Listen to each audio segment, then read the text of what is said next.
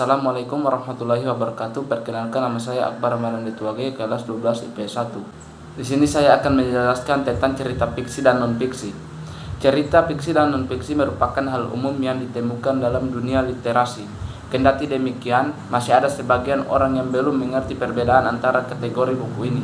Cerita fiksi adalah sebuah cerita yang bersifat khayalan, rekayasa, atau rekaan manusia.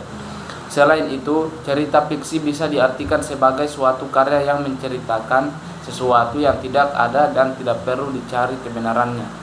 Adapun contoh fiksi dapat berupa novel, hikayat, fabel, komik, dongeng, cerpen, dan legenda. Cerita ini dibuat dengan tujuan hiburan atau memperoleh kepuasan batin. Sementara itu, mengutip buku Bahasa Indonesiaku, Bahasa Negeriku oleh Atep Tatang DKK, buku fiksi diartikan sebagai sebuah buku yang memuat cerita bersifat khayali. Adapun yang termasuk dalam jenis buku ini adalah buku yang memuat karya sastra bergenre prosa, cerpen, novel. Dengan demikian, buku fiksi identik dengan buku karya sastra, disebut juga buku narasi imajinatif. Cerita fiksi dapat diketahui lewat bentuk penulisannya.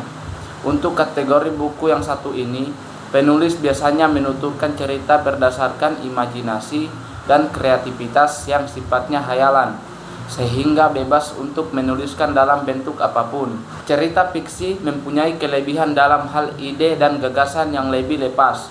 Tulisan ini juga mampu mengunggah emosi pembacanya. Walau demikian, cerita fiksi umumnya mengandung sejumlah unsur intrinsik, yakni tema. Tema adalah pokok masalah yang terdapat dalam cerita. Latar adalah tempat, waktu, dan atau suasana terjadinya peristiwa dalam cerita. Alur atau plot. Plot adalah jalan cerita yang ditambah dengan konflik. Dalam satu cerita, peristiwa demi peristiwa dibangun demi terciptanya suatu rangkaian cerita. Peristiwa A menimbulkan cerita B. Cerita B juga menyebabkan peristiwa C, dan seterusnya. Tokoh dan penokohan. Tokoh adalah karakter yang menggerakkan cerita, sementara penokohan adalah gambaran mengenai pelaku atau tokoh cerita, baik keadaan lahirnya maupun keadaan batinnya. Sudut pandang. Sudut pandang merupakan teknik yang digunakan pengarang dalam bercerita.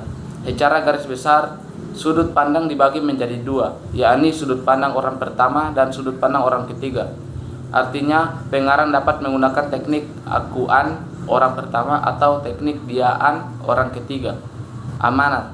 Amanat mengacu pada hal yang hendak disampaikan pengarang kepada pembaca yang berkaitan dengan tema. Amanat disebut juga hikmah cerita. Cerita non-fiksi.